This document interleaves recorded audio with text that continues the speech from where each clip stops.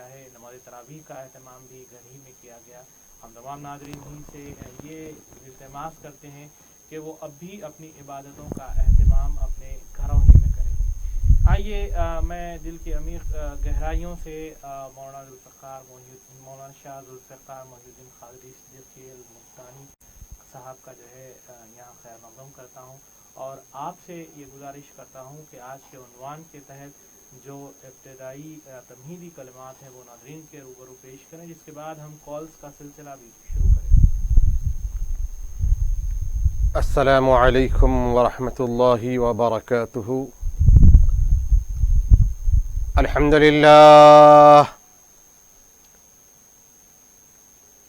للہ رب العالمین،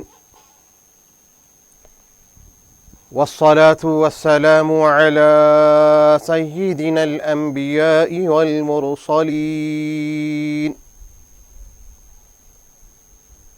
وعلى آله الطيبين الطاهرين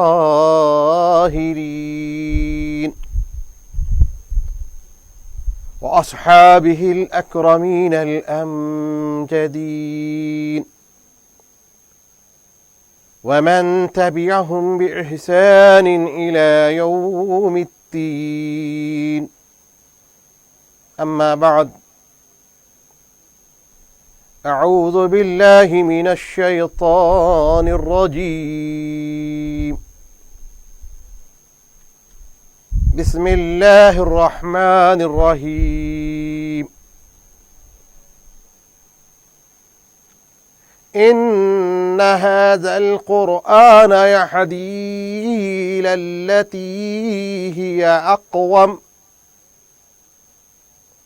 صدق الله العظيم، وصدق رسوله النبي الكريم، ونحن على ذلك من الشاهدين والشاكرين۔ ناظرین محترم، سامعین معظم، دوستو اور بزرگوں،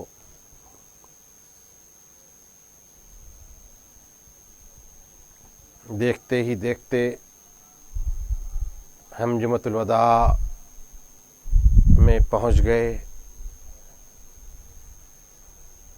27 روزے مکمل ہوئے ہیں۔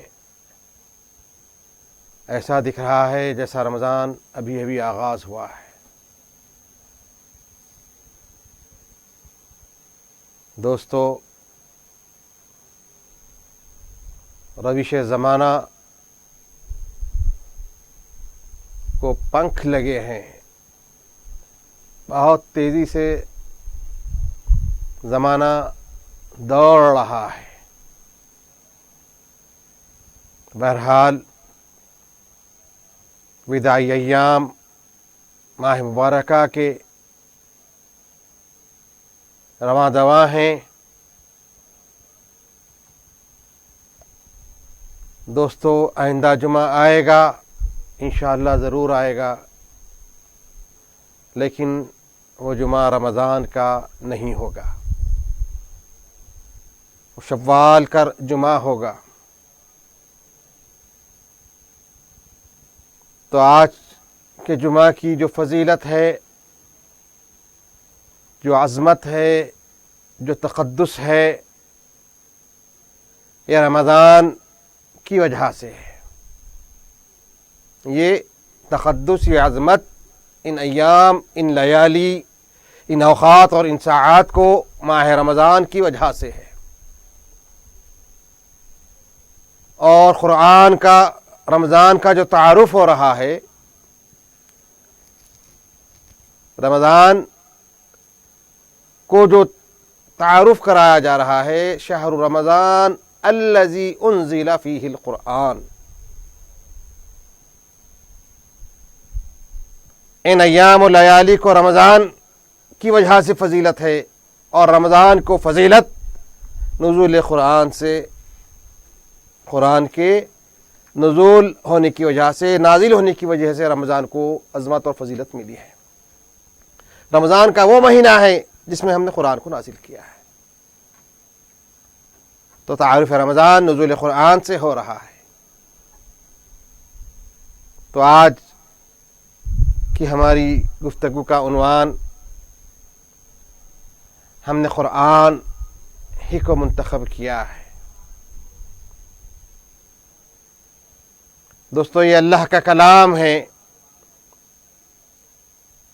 جو حضور پاک علیہ الصلاۃ والتسلیم پر بذریعہ جبرائیل نازل کیا گیا ہے.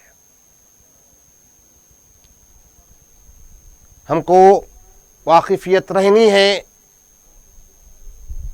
قرآن کی بابت، قرآن کے نزول کی بابت اور مقصد نزول قرآن کی بابت. تو قرآن نازل ہوا حضور پاک پر جملہ 23 سال میں،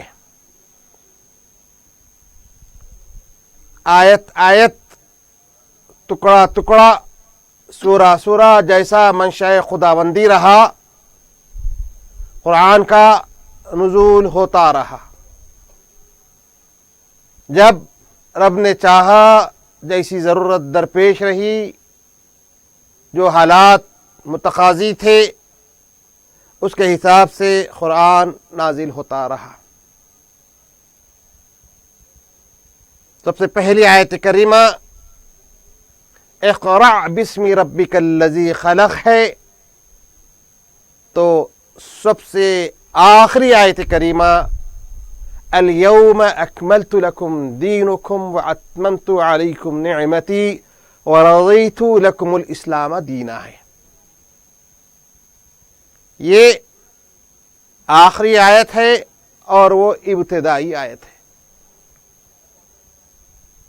دوستو اللہ کا کلام تورات بھی ہے، زبور بھی ہے، انجیل بھی ہے، لیکن قرآن کو یہ اعزاز ہے کہ تورات نازل ہوا، یک لخت تورات ملی، زبور نازل ہوا، یک لخت ملی، انجیل نازل ہوا، یک لخت، ایک ہی ٹائم پوری انجیل اپنے وقت کے نبی کو مل گئی، زبور اپنے وقت کے نبی کو مل گئی، تورات اپنے وقت کے نبی کو یک لخت مل گئی، پوری طریقے سے مل گئی. لیکن دوستو اور دیگر انبیاء کو، موسیٰ کو طور پہ جانا پڑا، عیسیٰ کے لیے کوئی اور مرحلہ رہا، داؤد کے لیے کوئی اور مرحلہ رہا. لیکن قرآن کی بابت یہ جان لیجئے کہ میرے آقا کو قرآن کے لیے کہیں جانا نہیں پڑا. جہاں جہاں حضور پاک علیہ الصلاۃ والتسلیم ہے، جبرائیل کلام اللہ لے کر حضور کے پاس تشریف لے آتے ہیں. حضور مکے میں تھے، جبرائیل مکے میں آئے. حضور مدینے میں ہیں، جبرائیل مدینے کو آئے. حضور غار میں ہیں، جبرائیل غار میں آئے. حضور گھر میں ہیں، جبرائیل گھر میں آئے. جس جگہ حضور پاک ہے دوستو، ان مقامات پر حضرت جبرائیل اللہ کا کلام لے کر حضور پاک کے پاس تشریف لے آتے ہیں. تو قرآن یک لخت نازل نہیں ہوا، قرآن کے نزول کا پیریڈ 23 سالہ ہے. ایک آیت بھی نازل ہوئی قرآن کی، ایک سورہ بھی نازل ہوا قرآن کا، کچھ حصہ بھی نازل ہوا قرآن کا. تو غرض کہ جیسے جیسے منشاء ربانی تھی قرآن نازل ہوتا رہا. اور دوستو اللہ کی سنت رہی ہے، یہ عادت رہی ہے کہ جب جب اس نے نبی کو مبعوث فرمایا، زمانے پر ان نبی کو غالب رکھ کر نازل فرمایا. زمانہ نبی پر غالب نہیں آیا، بلکہ نبی زمانے پر غالب آئے. नबी को कोई ताकत मगलूब नहीं कर सकी, बल्कि अंबिया ने सारी ताकतों पर अपने गलबे को कायम रखा। तो जैसे जैसे ज़माने के तकाज़े थे, अल्लाह ने अंबिया को उसी तरीके से आरास्ता और पैरास्ता कर कर मबऊस फरमाया। अंबिया की शान ज़ुहूर रब्बानी की शान होती है। नबी रब का मजहर लेकर जाहिर होते हैं। तो दोस्तों, हज़रत दाऊद अलैहिस्सलाम के बारे में जो दौर था, क्या था दाऊद का दौर? लोहे गरी के काम उरूज पर थे। बड़े बड़े लोहे से आलात बनाए जाते, जैसा चाहे लोहे को लोग इस्तेमाल करते, महलात बनाते, डायमा बनाते, बागात बनाते, जैसी जैसी उनकी ज़रूरत है लोहे को ढाल कर उसको बना देते हैं। तो लोहागरी, फने लोहागरी दाऊद के ज़माने में उरूज पर थी। अल्लाह ने दाऊद को भेजा तो इरशाद होता है, वअलन्ना दाऊद अल हदीद। अल्लाह फरमाते हैं कि हमने दाऊद के लिए लोहे को नर्म व नाजुक कर दिया। लोहा हमने दाऊद के लिए नर्म व नाजुक कर दिया। दोस्तों, लोहा कब नर्म होता है, लोहे कब पिघलता है? लोहे को भट्टी में डालना पड़ती है। आग की भट्टी में लोहा डाला जाता है, केमिकल डाला जाता है, तब कहीं जाकर लोहा बिल्कुल सयाल हो जाता है, सयाल होता है। अब उसके बाद जिस सांचे में उसको डाले वो ढप लोहा इख्तियार कर लेता है। जिस एंगल में आप उस सयाल मादे को डालेंगे, वही एंगल वो सयाल मादा ले लेकर कुछ लम्हों के बाद घट हो जाता है। तो लोहे को शक्ल देने से पहले सयाल करना पड़ता है, नर्म और पतला करना पड़ता है। तो नर्म और पतला करने के लिए भट्टी की ज़रूरत है। कौन सा टेम्परेचर, किस हद तक उस भट्टी को टेम्परेचर गर्म करना पड़ता, किस फॉरन हीट तक उसको गर्म करना पड़ता है, दोस्तों ये फ़न के लोग जानते हैं। इस फ़न के इंजीनियरिंग के तलबा इस चीज़ को बखूबी जानते हैं। तो लोहे के लिए इतने मरहले हैं, लेकिन रब कायनात हज़रत दाऊद को भेजता है। तो हज़रत दाऊद के ज़माने के अफराद जब दाऊद को देखते हैं तो क्या देखते हैं दोस्तों? एक खंबा है, एक बड़ा सा लोहे का पिल्लर है। दाऊद अपने हाथों से उसको जिस तरीके से चाहे मोड़ रहे हैं, जिस तरीके से सयाल मादा करे बगैर लोहा अपनी शक्ल नहीं बदलता है, दाऊद अपने हाथों से, अपनी उंगलियों से उसको जिस तरीके से, जिस शेप में चाहे, जिस रूप में चाहे, उस लोहे को तब्दील कर रहे हैं। वअलन्ना दाऊद अल हदीद, हमने दाऊद को लोहा जैसी सख्त मेटल उनके लिए नर्म नाजुक कर दिया, उनके लिए इंतहाई मुलियन कर दिया। तो दोस्तों, ज़माने पर नबी गालिब होता है। ज़माना नबी पर गालिब नहीं आ सकता। ज़माना नबी पर गालिब नहीं, बल्कि नबी ज़माने पर गालिब रहते हैं। यही अल्लाह की सुन्नत शरीफा रही है। हर दौर में अल्लाह ने अंबिया को मबऊस फरमाया है। तो दोस्तों, जैसा जैसा दौर था, हज़रत मूसा का दौर देखिए। हज़रत मूसा अला नबीना अलैहिस्सलातु वस्सलाम का दौर आता है। तो दोस्तों, कौन सा दौर था? फने जादूगरी उरूज पर थी। फने जादूगरी उरूज पर थी। बड़े से बड़े जादूगर उस जमाने में थे। मूसा जादूगर नहीं थे, दाऊद लोहार नहीं थे, दाऊद लोहार नहीं थे। इसी तरीके से मूसा भी जादूगर नहीं थे। दाऊद भी अल्लाह के नबी, मूसा भी अल्लाह के नबी। दोस्तों, फिरौन का दरबार सजता है, अपने मुल्क के बड़े बड़े जादूगरों को बुलाता है, मूसा अलैहिस्सलातु तस्लीम को भी दावत देता है। एक तरफ मूसा बैठे हुए हैं, एक तरफ पूरे फिरौन की ममलकत के बड़े बड़े जादूगर बैठे हुए हैं। फिरौन तख्त शाही पर बैठा हुआ है, दोनों तरफ दोनों फरीक हैं। अपने जादूगरों को बोलता है कि दिखाओ अपना कमाल। मूसा ने उधम मचा रखी है, लोगों को मुझसे परागंदा कर रहे हैं, लोगों से दिनों में मेरे ताल्लुक से बदगुमानी पैदा कर रहे हैं, एक नया मजहब तौहीद का लेकर आकर बंदागान खुदा को उस तरफ ले आ रहे हैं। ए जादूगरो, तुम्हारा रब में, तुम अपना फन दिखाओ और मूसा के ऊपर गलबा हासिल करो, मूसा को मगलूब कर दो, मूसा को अपना फन दिखाकर मूसा को मुस्कित कर दो, लाजवाब कर दो मूसा को। दोस्तों, जादूगरों को फिरौन का हुक्म होता है तो जादूगर अपने हाथों में रस्सी लेकर आते हैं और उस रस्सी को जमीन पर मारते हैं। जो ही रस्सी जमीन पर आती है, कुछ जादूगरी पढ़ते हैं और पढ़ के उन रस्सियों पर फूंकते हैं। तो दोस्तों, जो अभी अभी रस्सी थी वो रस्सियां सब सपोले की शक्ल इख्तियार कर लेते हैं, सांपों के रूप में ढल जाते हैं।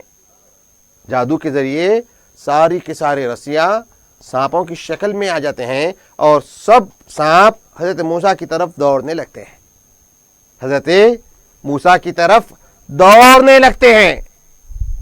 मूसा बशर थे, मूसा अल्लाह के नबी थे, मूसा जादूगर नहीं थे, न फने जादूगरी से उनको कोई वाकिफियत थी, ना उससे कुछ उनको लेना देना था, वो सिर्फ अल्लाह के नबी थे। तो जब रस्सी सांपों की सूरत इख्तियार करते हुए मूसा की तरफ जाती है तो नाज़रीन मोहतरम, मूसा डर जाते हैं। उस नबी के लिए डरने का लफ्ज़ कहना गुनाह है, हम नहीं कहते हैं डरने का।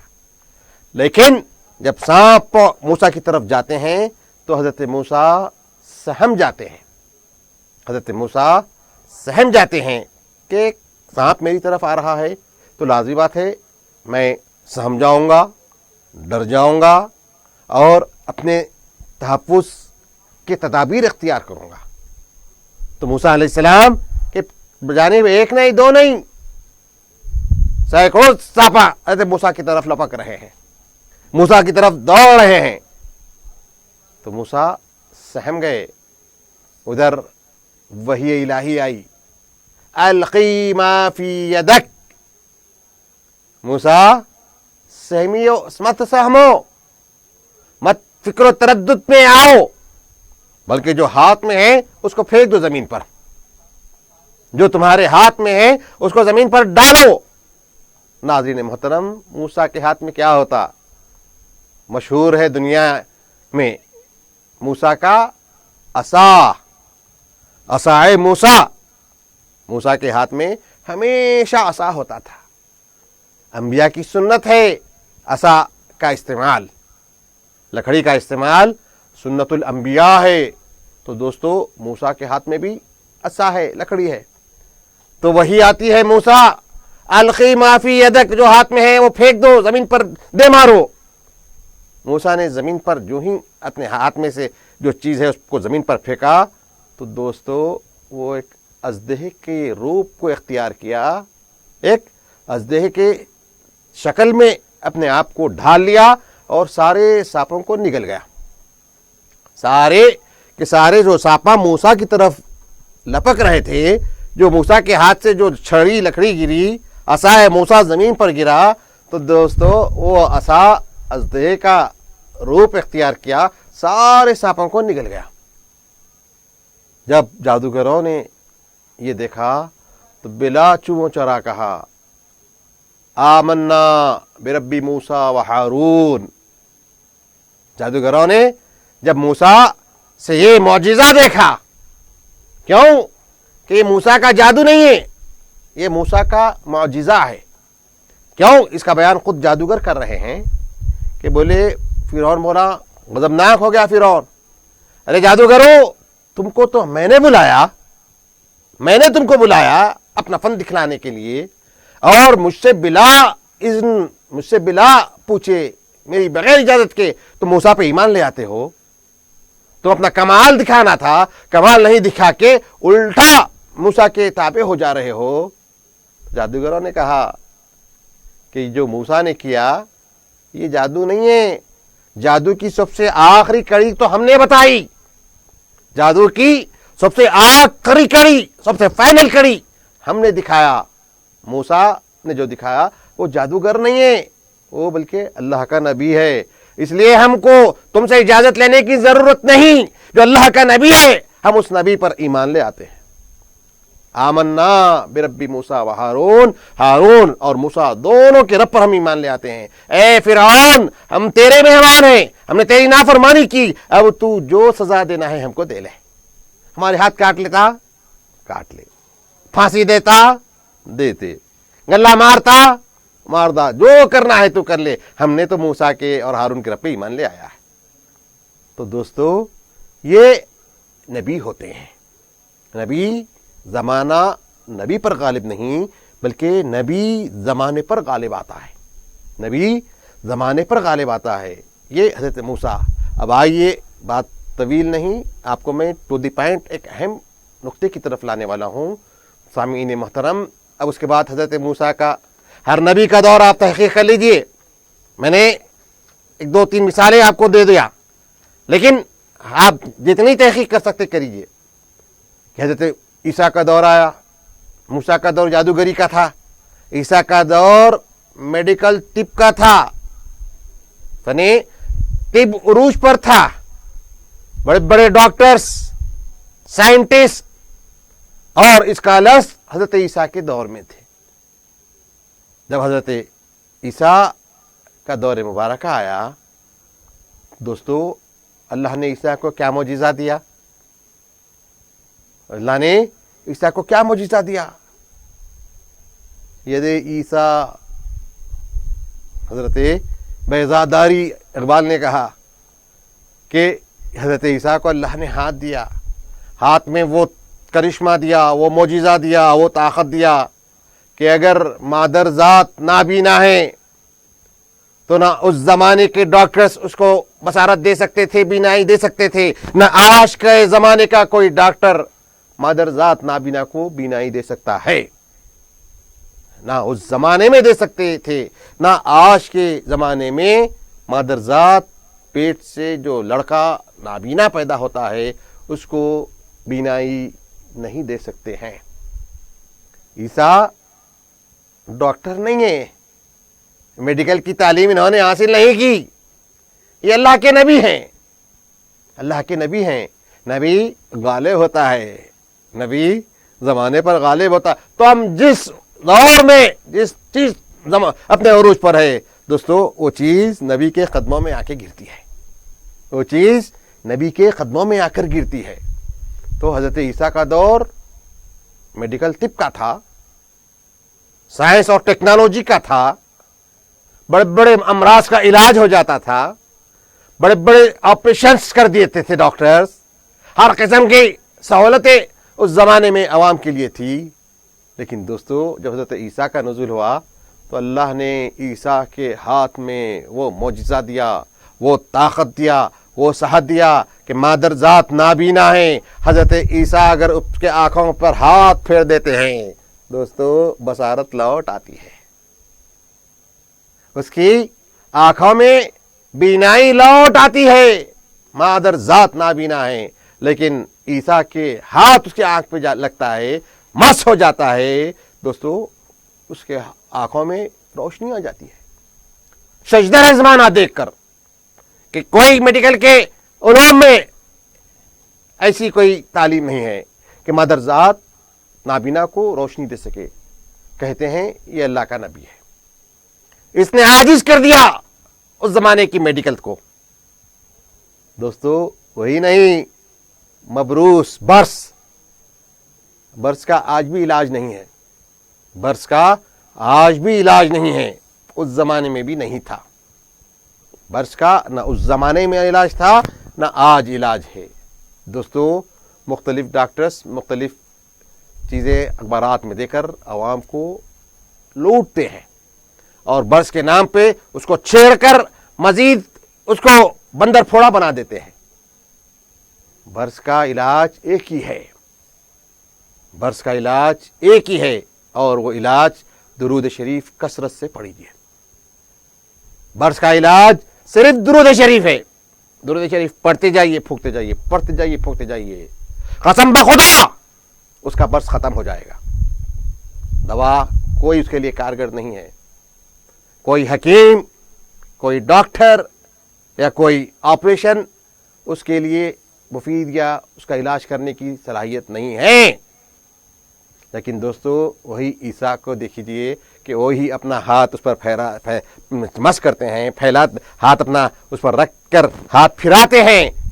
دوستو برس کا مریض چنگا ہو جاتا ہے، اس کا مرض چنگا ہو جاتا ہے، نارمل ہو جاتا ہے، کوئی اثرات برسی نہیں رہتے ہیں۔ تو یہ اللہ کے نبی کی اللہ کے معجزے، اللہ نے معجزے، یہ معجز کرنے والی طاقتیں اللہ نے انبیاء کو سرفراز فرمایا ہے۔ تو دوستو آئیے اب ہم آج کی ہماری گفتگو کی طرف آتے ہیں۔ ہمارے اور آپ کے آقا کو رب کریم نے قرآن مجید سے سرفراز فرمایا ہے۔ قرآن مجید سے رب کائنات نے ہمارے اور آپ کے نبی کو سرفراز فرمایا ہے۔ دوستو کالر بہت دیر سے، میں معذرت خواہ ہوں، ہماری گفتگو جاری رہے گی۔ ایک کالر بہت دیر سے لائن پر ہے۔ السلام علیکم، کالر کہاں سے محترم؟ السلام علیکم، میں بارکت سے بات کر رہا ہوں۔ جی محترم جی وہ مجھے دو سوال تھے۔ جی ایک میرے پاس 8 تولے سونے کا سونا ہے، جی، تو یہ پوری اعتکاف ہوتے ہیں کیا 2 تولے سونا ہوتے ہیں؟ اچھا 8 تولے سونا ہے، 1 سال مدت گزری ہے اس پر؟ ہاں جی، آپ شافعی حنفی ہیں؟ اچھا آپ شافعی مسلک سے تعلق رکھتے ہیں یا حنفی مسلک؟ میں حنفی۔ اچھا حنفی، 8 تولے سونا ہے جملہ، اور کوئی رقم وغیرہ تو نہیں ہے جس پر 1 سال گزرا؟ جی بالکل۔ جی اور ایک سوال؟ یہ فاتحہ کا طریقہ کیسا ہے؟ فاتحہ کا طریقہ؟ جی بالکل، اس سلسلے میں بات کریں گے محترم۔ کال کرنے کے لیے شکریہ۔ ایک اور کالر بھی ہمارے ساتھ بہت دیر سے جڑنے کی کوشش کر رہے ہیں، ہم دیکھیں گے کہ یہ کون ہے اور کیا بات کرنا چاہتے ہیں۔ ناظرین گرامی، جیسا کہ ہم بتا چکے ہیں کہ آپ راست طور پر دیے گئے نمبر پر کال کر سکتے ہیں تاکہ ہم جو ہے آپ سے بات کر سکیں اور آپ کی جانب سے جو سوال کیا جا رہا ہے اس سوال کا جو ہے جواب دیا جا سکے۔ یہ کالر بہت دیر سے ہمارے پاس لائن پر تھے، شاید یہ کال ڈراپ ہو گئی۔ جی مولانا، انہوں نے جو سوالات کیے تھے اس کے سوالات کے جواب دیتے ہوئے ہم پروگرام کو آگے بڑھائیں گے۔ دیکھیے کیا سوال تھا جناب کا؟ زکوٰۃ کے سلسلے میں 8 تولے جو سونا ہے تو پوری 8 تولے کی دینا چاہیے یا صرف 2 تولے کی دینا چاہ رہے ہیں؟ نہیں کیوں 8 تولے کی؟ کیا بولنا کیا چاہ رہے ہیں؟ میں سمجھ رہا ہوں انہوں یہ بولنا چاہ رہے ہیں کہ نصاب جو پہنچتا ہے، اچھا، جیسے کہ 6.5 تولہ ہے، 7 تولہ ہے، جی جی تو نصاب چھوڑ کر بقیہ سونے کی دینا چاہیے یا پورے سونے کی دینا چاہیے؟ ان کا بولنے کا مقصد یہ تھا۔ اور ایک فاتحہ کا طریقہ کے بارے میں۔ میرے بھائی آپ کیا انکم ٹیکس پریکٹیشنر ہے کیا؟ معلوم ہو رہا ہے میرے دوست سی اے ہیں یا انکم ٹیکس پہ ہی ہے، اچھی بات ہے ماشاءاللہ۔ دیکھیے جو نصاب کو جو زکوٰۃ کے لیے جو آپ کا پاس سونا ہے 7.25 تولے، 7 تولے اگر سونا ہے تو آپ صاحب نصاب ہیں، آپ کو زکوٰۃ دینا ہے۔ 7 سے 8 تولے ہے تو 7 کے بعد آپ کو نہیں نکلتا، بلکہ آپ کو پوری 7 تولے کی آپ کو زکوٰۃ دینی ہے۔ اللہ نے آپ کو صاحب نصاب بنایا ہے، اتنا سونا اللہ نے آپ کو دیا ہے، اتنی طاقت آپ کو اللہ نے دیا ہے، اتنی دولت آپ کو دیا ہے کہ غریبوں کے پاس وہ بھی نہیں ہے، بلکہ اب آپ کا پاس جو زکوٰۃ نکلے گی، جو مال نکلے گا، وہ آپ کے ضرورت مند بھائی، اپنے رشتہ دار، آپ کے دوست جو محتاج ہیں، ضرورت مند ہیں، ان کو دینا ہے۔ تو اس میں جو پوری کی پوری آپ کو 8 تولے سونے کی زکوٰۃ نکالنی ہے۔ اور دوسرا سوال جو آپ کا رہا ہے فاتحہ کا طریقہ، دیکھیے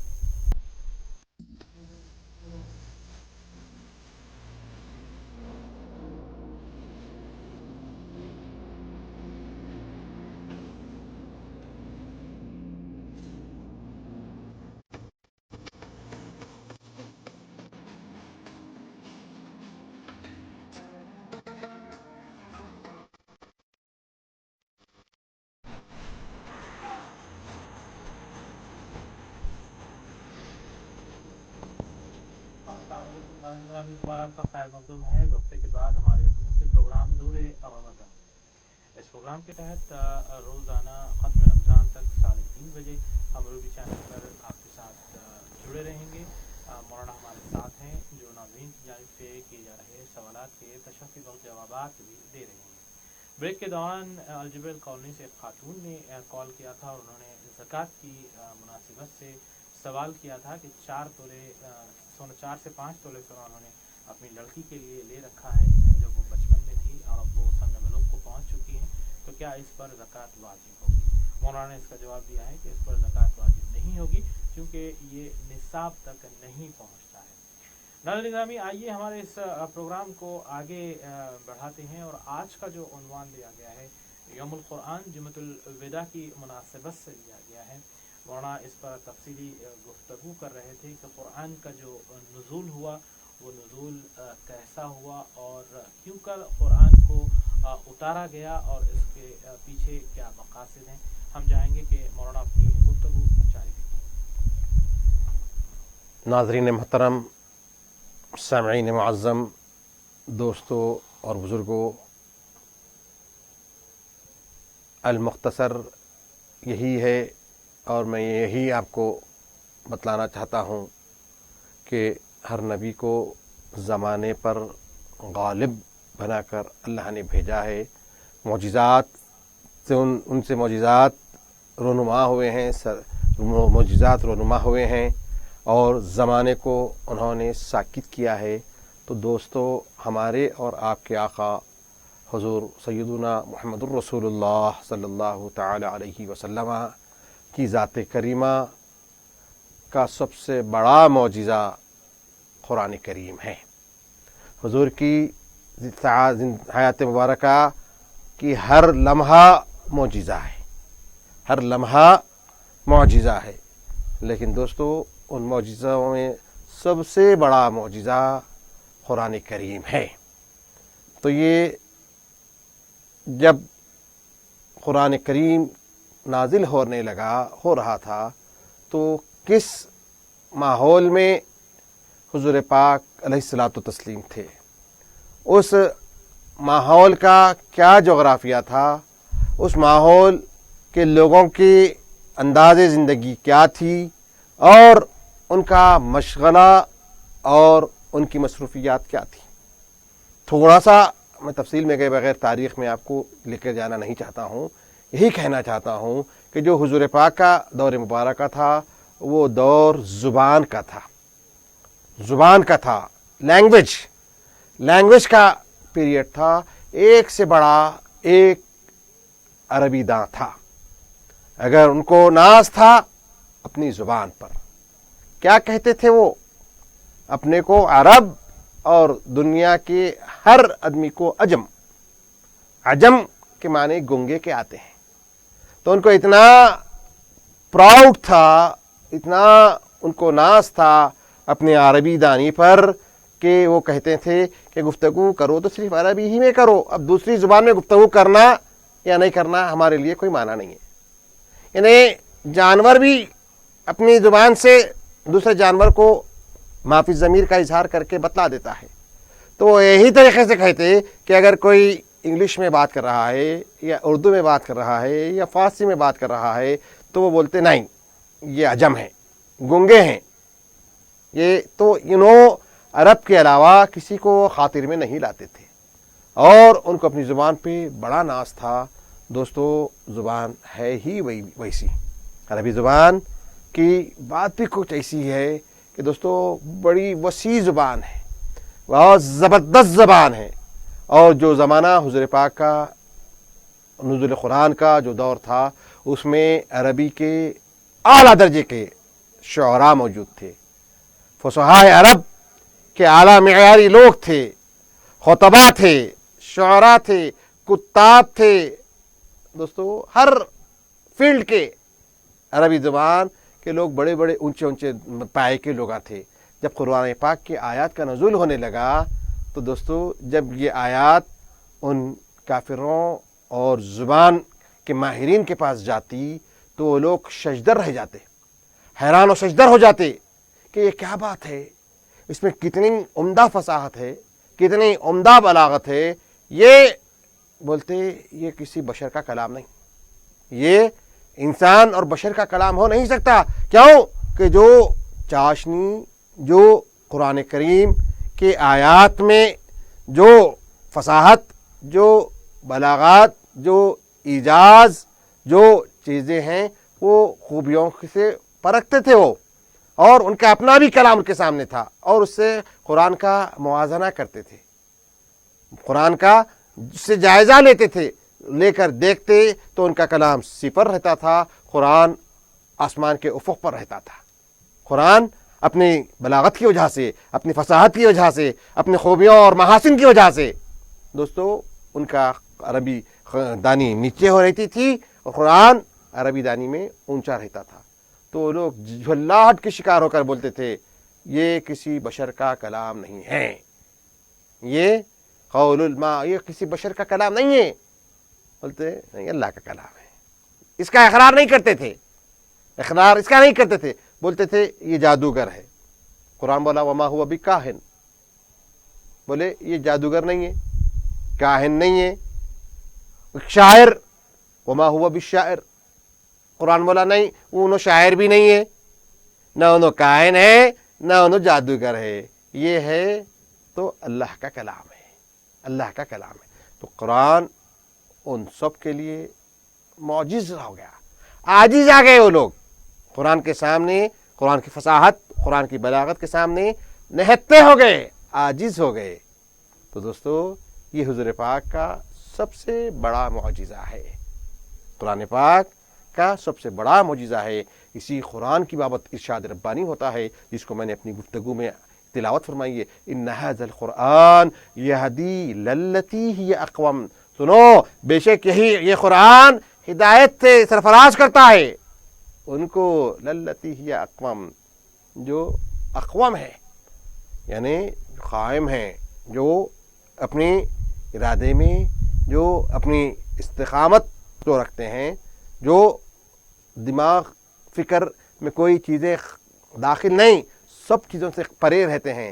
دوستو سب مفاسد کو اپنے دماغ سے، اپنے پراگندگیوں کو نکالو، دل سے خباثت کو نکالو، اور خالی الذہن ہو کر آپ قرآن کا جائزہ لو، قرآن کی تلاوت کرو، قرآن پڑھو، تو دیکھو قرآن کیسے تم کو ہدایت سے نوازتا ہے، قرآن تم کو کیسے ہدایت سے نوازتا ہے۔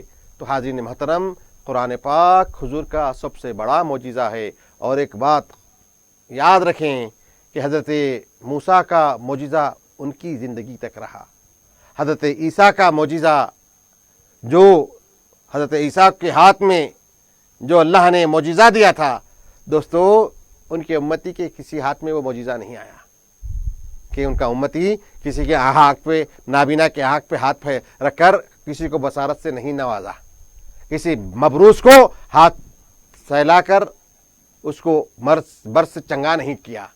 لیکن دوستو حضور پاک کو اللہ نے قرآن سب سے بڑا معجزہ دیا، لیکن ایسے معجزے سرفراز فرمایا، اے امتیو قیامت تک یہ معجزہ حضور پاک کے نالین کا صدقہ ہے ہم پر، کہ معجزہ ہمارے کو اللہ نے قیامت تک دیا ہے، اور امت کے ہر فرد کے ہاتھ میں اللہ نے یہ معجزہ دیا۔ اے امتیو تم قرآن کو تھام لو، تم قرآن سے جڑ جاؤ، تم قرآن سے وابستہ ہو جاؤ، دیکھو تم زمانے پر غالب رہیں گے، تم زمانے پر غالب رہیں گے۔ جو اللہ نے انبیاء کو زمانے پر غالب بنایا، دوستو انبیاء کو اللہ نے زمانے پر غالب بنایا، کیوں کہ اللہ نے معجزے ان کو دیا ہے۔ لیکن اے امت محمدیہ سنو، تم کو بھی اللہ نے معجزہ قرآن کا دیا ہے، تم کو بھی اللہ نے صرف حضور ہی کو نہیں، حضور نے قیامت تک کے اپنی امتی کے ہاتھ میں، قیامت تک کے لیے اپنے امتی کے حوالے قرآن دے دیا ہے، فرمایا ہے سنو یہ قرآن لے لو، یہ معجزہ ہے تمہارے ہاتھ میں، یہ دنیا عاجز ہو جائے گی، تم کو ہم قرآن دے رہے ہیں، دنیا تمہارے سامنے سرنگو ہو جائے گی جب تک تم قرآن تھامے رہو گے، تم قرآن کو لے لو۔ دوستو یہی قرآن، ان ھذا القرآن یہدی، یہ قرآن ہدایت دے گی جب تک تم اس قرآن سے تعلق جوڑے رہو، جب تک تم اس قرآن کو تھامے رہو۔ اسی لیے میرے آقا نے کیا کہا، سنو ترکت فیکم شیئین، میں تم میں دو چیزیں چھوڑے جا رہا ہوں، تم ہرگز جب تک تم ان کو تھامے رہو گے، جب تک تم اس کو پکڑے رہو گے، گمراہی تمہارے قریب نہیں آئے گی، رسوائی تمہارے قریب نہیں آئے گی، ناکامی تمہارے قریب نہیں آئے گی، شکست تمہارے قریب نہیں آئیں گی۔ کیا ہے وہ دو چیزیں؟ قرآن، اور حضور فرماتے ہیں میری سنت۔ اللہ کے رسول فرماتے ہیں میں تم کو قرآن اور میری سنتیں دے کر جا رہا ہوں، ان دو چیزوں کو تھامے رکھو، ان دو چیزوں کو تم اپنا رہبر جانو، ان دو چیزوں کو تم اپنی مشعل راہ بناؤ۔ تمہارے لیے گمراہی نہیں ہے، تمہارے لیے کمزوری نہیں ہے، تمہارے لیے کامیابی ہے، فتح نصرت ہے، جب تک کہ تم قرآن اور میری سنتوں کو تھامے رہو گے۔ تو دوستو یہ ایسا معجزہ ہے دوستو جو انبیاء کو معجزے اللہ نے دیا، اس امت کے ہر فرد کو اللہ معجزے سے سرفراز فرمایا ہے، اور وہ معجزہ قرآن مجید کا معجزہ ہے۔ قرآن لو، دیکھو کیا ہے قرآن، قرآن کھولو۔ صرف قرآن دوستو ایصال ثواب کے لیے نہیں ہے، کوئی مر گیا مردہ اس کے اوپر قرآن پڑھنے کے لیے نہیں ہے، زیارت میں پڑھے، انتقال ہو گیا پڑھے، چہلم میں پڑھے، برسی میں پڑھے، پھر ڈھانک کے رحال کے اندر رکھ دے۔ قرآن یقیناً ایصال ثواب ہوگا۔ دیکھیے مردوں کو جب فائدہ پہنچا رہا ہے تو زندے اس سے زیادہ ضرورت مند ہے قرآن کے۔ مردوں کو جب ایصال ثواب قرآن پڑھ کے بخشش کا ذریعہ بن رہا ہے تو دوستو زندگیوں کو حیات جاویدانی دینے کے لیے قرآن کافی نہیں ہے؟ یقیناً مردوں سے زیادہ قرآن کی ضرورت زندوں کے لیے ہے، قرآن کی ضرورت زندوں کے لیے ہے۔ دوستو قرآن کھولو، افلا یتدبرون القرآن ام علی قلوب اقفالها، کیا تم غور نہیں کرتے قرآن پر؟ کیا تمہارے قلبوں پر، تمہارے سینوں پہ، تمہارے دلوں پہ تالے پڑے ہوئے ہیں؟ دوستو اس تالے کو کھولنے کی ضرورت ہے، ان تالوں کو کھولو اور دیکھو قرآن کیا کہہ رہا ہے۔ قرآن معجز ہے، قرآن معجز ہے۔ تم تحقیق کرو، آج سائنٹیفک تحقیقات ہو رہی ہے دوستو، بیس ان کا کیا ہے؟ انہوں چھپا رہے ہیں، لیکن بیس قرآن ہے، قرآن ہے بیس ان کا، فاؤنڈیشن انہوں قرآن کو سامنے رکھتے ہیں، اس کے بعد تحقیق کے میدان میں آگے بڑھتے ہیں۔ جب تحقیق کے میدان میں آگے بڑھتے ہیں تو رہبر ان کا قرآن ہی ہے، قرآن سے وہ استفادہ کر رہے ہیں، اور ہم قرآن کو تاغدان میں رکھ دیے ہیں۔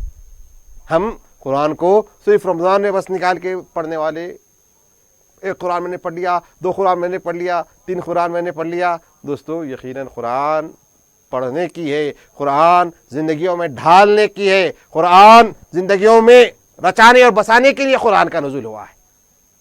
دوستو بہت عظیم کتاب ہے۔ دیکھیے عرب جسے جاہل قوم، معصوم بچی پیدا ہوتے ہی درگور مٹی کے اندر ڈال کے دفنا دینے والی قوم، سادیوں چھوٹے چھوٹے باتوں کے لیے جنگ کرنے والی قوم، دوستو انتہائی جاہل قوم، ان کے اندر کیسے تبدیلی آئی؟ کس چیز نے ان کو دنیا کی صفحہ ہستی پھر اونچی سطح پر لا کر ان کو پہنچایا؟ دوستو وہ بدو، وہ جاہل میں تبدیلی کیسے آئی؟ قرآن سے آئی، قرآن سے آئی۔ فاروق اعظم نے کیا کہا؟ عمر صرف ایک چرواہا رہتا، عمر صرف چرواہا ہی رہتا اگر عمر قرآن سے ناطہ نہیں جوڑتا۔ عمر کو آج جو مقام ملا، جو منزلت ملی، حضرت عمر اعتراف کرتے ہیں، فرماتے ہیں عمر کو جو عمر جس اسٹیج پہ ہے، اس اسٹیج پہ پہنچانے کا ذریعہ صرف قرآن ہی ہوا ہے، قرآن ہی کے ذریعے عمر آج اسٹیج پہ ہے، ورنہ عمر تو ایک صرف چرواہا ہو رہتا۔ تو دوستو چرواہوں کو قرآن نے کدھر سے کدھر پہنچایا۔ اقبال نے تڑپتے ہوئے اسی لیے کہا، اقبال کا کیا کلام کیا ہے، وہ بس ہماری دکھتی درد رگوں پر انہوں نے ہمارے لیے اکسیر کا ذریعہ بتایا ہے۔ کیا فرمایا؟ وہ زمانے میں معزز تھے مسلمان ہو کر، اور ہم خوار ہوئے تاریک قرآن ہو کر۔ دوستو ہم نے اس قرآن کو ہم نے قرآن سے تعلق توڑ لیا ہے، قرآن سے ہم بہت دور نکل گئے ہیں۔ قرآن کی طرف آئیے، قرآن کی طرف آئیے، قرآن پر غور کیجیے۔ قرآن میں جا بجا جو قرآن کا مخاطب ہے کیا ہے؟ قرآن کس سے مخاطب ہے؟ قرآن کس سے گفتگو کرنا چاہتا ہے؟ افلا تعلمون، افلا يتدبرون، افلا يتفقهون، افلا تعلمون، افلا يتفکرون، افلا تفہمون۔ یہی ہے، ہماری فہم سے، ہماری عقل سے، ہمارے نقطۂ نظر سے قرآن مخاطب ہے۔ قرآن کا تخاطب ہماری فکر سے ہے، ہماری سوچ سے ہے، ہماری سمجھ سے ہے۔ تو دوستو اپنی فکروں کو قرآن کے اندر تعمق کیجیے، اپنی فکر کو، اپنے اذہان کو، اپنی سوچ و بچار کو قرآن کے ساتھ جوڑ دیجیے، قرآن کے ساتھ جوڑ دیجیے۔ قرآن کے علوم، قرآن کا علوم القرآن، قرآن صرف مسائل کی حد تک ہی نہیں ہے۔ صرف قرآن میں جو مسائل ہیں 500 آیتیں ہیں جن سے مسائل نکلتے ہیں۔ قرآن میں جو فقہی مسائل، نماز، روزہ، زکوٰۃ، حج اور دیگر جو ہمارے میراث وغیرہ وغیرہ جتنے جو مسائل ہیں دوستو، وہ صرف 500 آیات ہیں۔ 500 آیات صرف مسائل کے لیے ہیں۔ اس کے بعد پورے آیتیں کس کام کے ہیں؟ کیا قصے کہانیوں کی کتاب ہے؟ کیا فلسفہ دانی کی کتاب ہے؟ نہیں نہیں نہیں نہیں، قرآن اللہ کا کلام ہے۔ حضرت موسیٰ کا اگر تذکرہ ہے تو سنو اس میں تمہارے لیے کیا نصیحت مل رہی ہے، دور حاضر میں تمہارے لیے اس میں کیا تمہارے لیے سبق مل رہا ہے۔ یہ ہے قرآن۔ قرآن کوئی چیز اس میں، قرآن میں ایک زبر بھی اس میں زائد نہیں ہے، ایک زیر بھی اس میں بیکار نہیں ہے، ایک جزم بھی اس کا رائے گا جانے والا نہیں ہے۔ سب کا سب قرآن الف سے والسلام تک، الف سے والسلام تک دوستو پورے کا پورا ہمارے لیے، ہمارے تدبر کے لیے، ہمارے غور و فکر کے لیے، ہماری ترقی کے لیے، ہماری تحقیق کے لیے، ہمیں آسمان کی سطح تک پہنچانے کے لیے قرآن ہمارے لیے ہے۔ صرف قرآن سے جڑنے کی ضرورت ہے، قرآن سے وابستہ ہو جائیے، قرآن پر ریسرچ شروع کیجیے، قرآن پر تحقیق کیجیے، ہو رہی ہے، لیکن تحقیق قرآن جتنے کرنے ہیں کیجیے، پھر ایک نئی تحقیق سامنے آ جائے گی، ایک نئی تحقیق سامنے آ جائے گی۔ تو یہ کام قرآن پاک کا ہے، یہ قرآن ہے۔ دوستو جب تک ہم قرآن سے نہیں جوڑیں گے ہمارے لیے روشن مستقبل کی کوئی ضمانت نہیں ہے۔ اگر روشن مستقبل چاہتے ہیں دوستو، دنیا کے کھاندے سے کھاندہ ملا کر چلنا چاہتے ہیں تو دوستو ہم کو قرآن سے جڑنا ہے، قرآن سے ہم کو اپنا تعلق باندھے رکھنا ہے۔ اگر ہم قرآن کے اپنا راستہ تعلق نہیں جوڑیں گے تو دوستو ہم زمانے میں نہ عزت ملے گی، نہ آخرت میں ہمارے لیے فلاح اور کامیابی ہے۔ دوستو زمانے میں بھی عزت ہے اور آخرت میں بھی فلاح اور کامیابی ہے۔ کب؟ جب تک ہم اس قرآن سے جڑے رہیں گے۔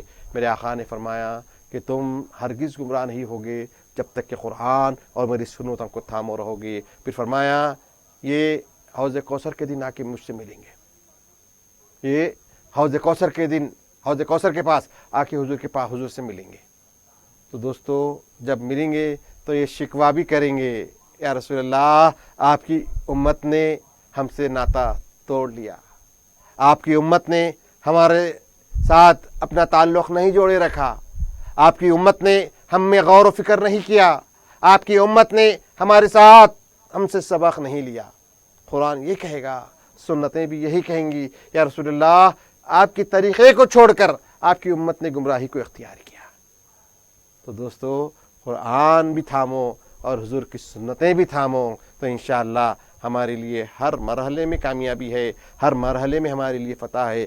سب سے پہلے اپنے گھروں میں سکون اور اطمینان چاہتے ہو تو دوستو قرآن اور حضور کی سنتیں لو، حضور کی زندگی دیکھو، حضور کی سنتوں کو دیکھو کہ حضور بیوی کے ساتھ کیسا رہتے تھے، حضور باوا کے ساتھ کیسا رہتے تھے، حضور ماں کے ساتھ رہنے کے لیے کیا تعلیم حضور نے دیا، औलाद की तरबियत में हुजूर का क्या सुन्नतें, हुजूर की सुन्नतें क्या हैं, पड़ोसियों के साथ कैसे रहना, इसमें हुजूर की सुन्नत क्या है, कारोबार में है तो हुजूर की सुन्नतें क्या है, मुलाजिमीन है तो उनके साथ हुजूर की सुन्नत क्या रहबरी कर रही है, मुलाजिमत में है तो हुजूर की सुन्नत वहाँ पर आपकी क्या रहबरी कर रही है। कोई गोशा ऐसा नहीं है जहाँ सुनने मुस्तफ़ा हमारे लिए रहबरी का काम नहीं कर रही है। तो दोस्तों, हमने उन सुन्नतों को छोड़ दिया है, छोड़ के गुमराही की रास्ते की तरफ हम गए हैं, और दोस्तों उसकी वजह दुनिया में भी हमारे लिए नुकसान है, आखिरत में भी हमारे लिए नुकसान है। हर दो जगह हम नुकसान उठा रहे हैं। तो बहरहाल अक्लमंद और दानिशमंद का काम ये नहीं है कि वो दुनिया में भी नुकसान उठाए और आखिरत में भी खसारे में रहे। तो दोस्तों, दानिशमंदी यही है कि कुरान और हुजूर की सुन्नतों से अपना नाता जोड़ लें। यौमुल कुरान काश का मैसेज यही है कि दोस्तों, कुरान समझ के पढ़ने की किताब है, कुरान तदब्बर करने की किताब है, कुरान ज़िंदगियों में ढालने की किताब है, कुरान अपने आप को कुरान से संवारने चाहिए, इसलिए कुरान हमको दी गई है। और हुजूर का सुन्नतें हमारी ज़िंदगी की, हमारी हर सांस हुजूर के बताए हुए रास्ते के हिसाब से हमारी ज़िंदगी की हर सांस गुजरे, हर सात गुजरे, हर दिन गुजरे, हर वक्त गुजरे सुनने मुस्तफ़ा की रहबरी और रोशनी में। बिल्कुल नाज़रीन ग्रामी, नूर रमज़ान हमारा प्रोग्राम जारी है। इस प्रोग्राम में कई सवालात भी आ रहे हैं। मौलाना, एक नमाज ईद के ताल्लुक़ से एक उलझन बनी हुई है, क्योंकि मुख्तलिफ फतावे जारी हुए हैं। तो नमाज ईद का जो मामला है ये कैसा हो, आप थोड़ा इस पर रोशनी डालें। नाज़रीन मोहतरम, सामीन मुअज़्ज़म, दोस्तों और बुज़ुर्गों, नमाज ईद लॉकडाउन की वजह से ईदगाहें या मसाजिद हर कस व नाकस के लिए खुली नहीं हैं। 5 अफराद को इजाज़त है कि वो मस्जिद में पंजगाना नमाज हो या जुमा हो या ईद हो अदा कर सकती हैं। तो मतलब क्या हुआ, इज़्न आम नहीं है, हर एक के लिए इजाज़त नहीं है कि मस्जिद में जाकर जुमा अदा कर सके। तो जुमे का बदल हमको ज़ोहर है, जुमे के बदल में हमको ज़ोहर है। तो दोस्तों, हम ज़ोहर पढ़ के ठंडी सांस ले रहे हैं, अफसोस कर रहे हैं, नादिम हैं, पशेमा हैं, हम अपने गुनाहों के लिए शर्मिंदा है और बारगाह उलही में दस्तबदुआ है। तो ये जुमा में हम ये काम कर रहे हैं। तो जुमा के लिए हम घर में जुमे की जमात नहीं बना सकते, क्यों कि जुमा के लिए मस्जिद शर्त है और मस्जिद में जाने की इजाज़त नहीं है। तो अब इस सूरत में हम घर में ज़ोहर अदा कर रहे हैं। आज हम गालिबन 8वां जुमा या 7वां जुमा हमने आज घर ही में ज़ोहर के साथ हमने अदा किया है। अब आ रही है ईद उल फितर। तो दोस्तों, ईद उल फितर ईद हो या जुमा हो, उसके अहकाम एक हैं। मैं बहैसियत हनफी सुन्नी मुसलमान होने के नाते मैं फ़िक़्ह हनफी की रोशनी में, फ़िक़्ह हनफी ये इमाम आज़म अबू हनीफ़ा के इख्तिरा नहीं है, उनकी मनगढ़ंत नहीं है। उन्होंने और एक कसीर जमात उलमा ने कुरान और हदीस की रोशनी में दलाइल के साथ उन्होंने मसाइल को मुस्तंबत किया है, मसाइल को उन्होंने बांधा है। तो सिर्फ़ हमारी गुफ्तगू अहले इल्म हज़रात की हद तक ही रहेगी। तो नाज़रीन मोहतरम, फ़िक़्ह हनफी की रोशनी में जो शराइत जुमा के हैं वही शराइत ईदैन के लिए भी हैं। तो जब जुमा के लिए इज़्न आम नहीं है, हर कोई हर कस व नाकस जुमा नहीं पढ़ सकता है, तो दोस्तों ईद की नमाज भी उसके ज़िम्मे से साक़ित हो गई। जैसा मस्जिदें बंद होने की वजह से जुमा हमारे ज़िम्मे से साक़ित हो गया, हम ज़ोहर अदा कर रहे हैं। اور رہی بات عید، تو عید بھی ہمارے ذمے سے ساقط ہو گئی. تو جمعہ کے لیے بدل ظہر ملا، جمعہ کے لیے بدل ظہر ملا ہے، اور دوستو عید کے لیے کوئی بدل نہیں ہے. عید کے لیے کوئی بدل نہیں ہے. عید کے لیے آپ کو عیدگاہ یا مسجد میں جانا ضروری ہے، جماعت ہونا ضروری ہے. تو اب نہ عیدگاہ آپ کے لیے کھلی ہے، نہ مساجد آپ کے لیے کھلے ہیں، تو آپ کو عید کی نماز آپ کے لیے بند ہو گئی. جب عید کی نماز نہیں ہے تو آپ گھر میں ہیں. اور دوستو عید کی نماز کا کوئی بدل نہیں ہے. عید کی نماز کا جیسا جمعے کا بدل ظہر ہم ادا کر لیے ہیں، تو عید کی نماز کا کوئی بدل نہیں ہے. اور عید بغیر جماعت کے ہو نہیں سکتی.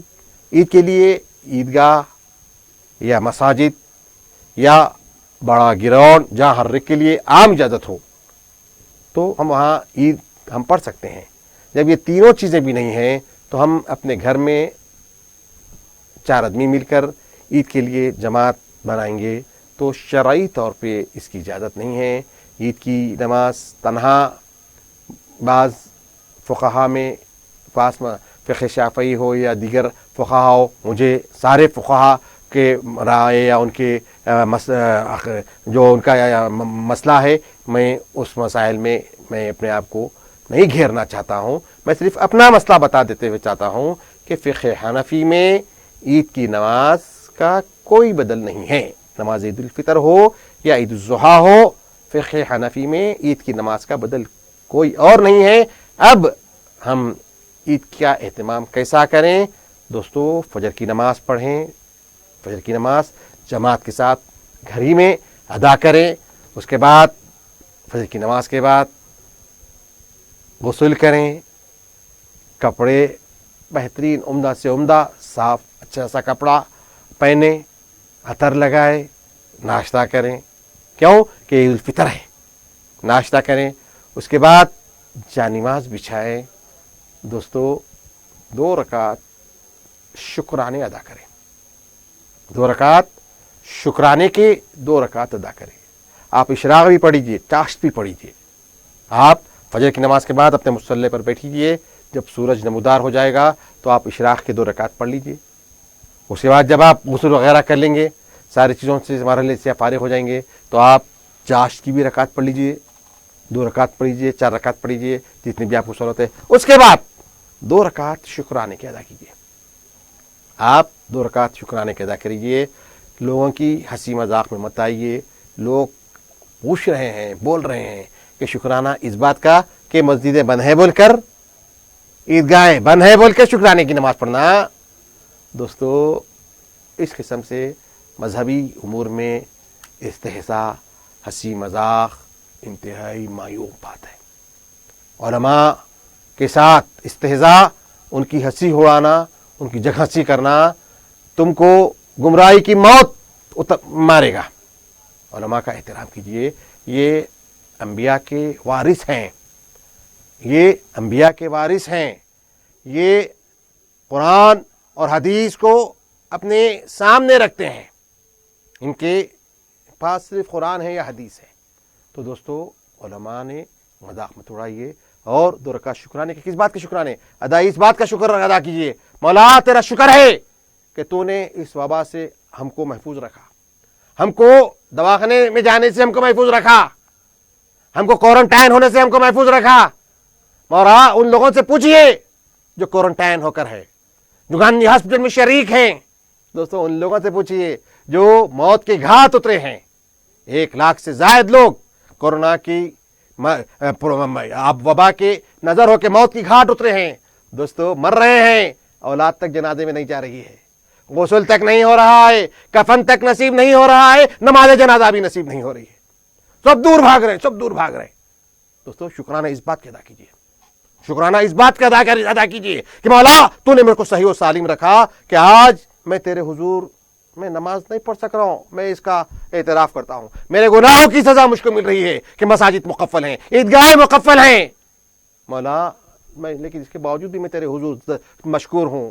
کیوں کہ تو خود کہہ رہا ہے फज़कुरूनी अज़कुरकुम वश्कुरूली वला तकफुरून। ऐ लोगो, शुक्र करो, नाफरमानी कुफर मत करो, कुफरान निमत मत करो। तो शुक्र अपनी सेहत के लिए अदा कीजिए। शुक्र अपने घर में बैठ के 2 रकात, अल्लाह मैं तेरे हुजूर में नमाज ईद नहीं पढ़ सक रहा हूं, लेकिन मैं शुक्र अदा कर रहा हूं कि मैं घर में बैठकर मेरे सजदारेज हूं तेरे हुजूर में, ते मेरी जबी सजदारेज है तेरे लिए। ये शुक्र अदा कीजिए, अपनी सेहत के लिए शुक्र अदा कीजिए। कहिए मौला मैंने 30 रोजे अल्हम्दुलिल्लाह घर में अदा किया है, सहर भी किया है, इफ्तार भी किया है, अच्छा खाया, अच्छा पिया, और तरावियां भी पढ़ा, तेरी जिक्र करा, तेरी तस्बीह करा, तेरा साथ मेरी सुबह शाम को मैंने तेरे साथ गुजारा। इस बात का शुक्र कर रहा, अदा कर रहा हूं मौला, शुक्र अदा कर रहा हूं।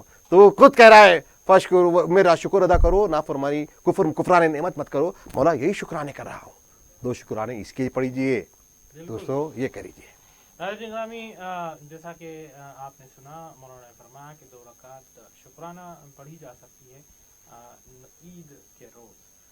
ये प्रोग्राम हमारा ख़त्म रमज़ान तक रोज़ाना 3:30 बजे जारी रहेगा। हमें इजाज़त दीजिए, कल हम फिर हाजिर होंगे एक और उन्वान के साथ। अस्सलामु अलैकुम रहमतुल्लाहि व बरकातहू। वालेकुम अस्सलाम।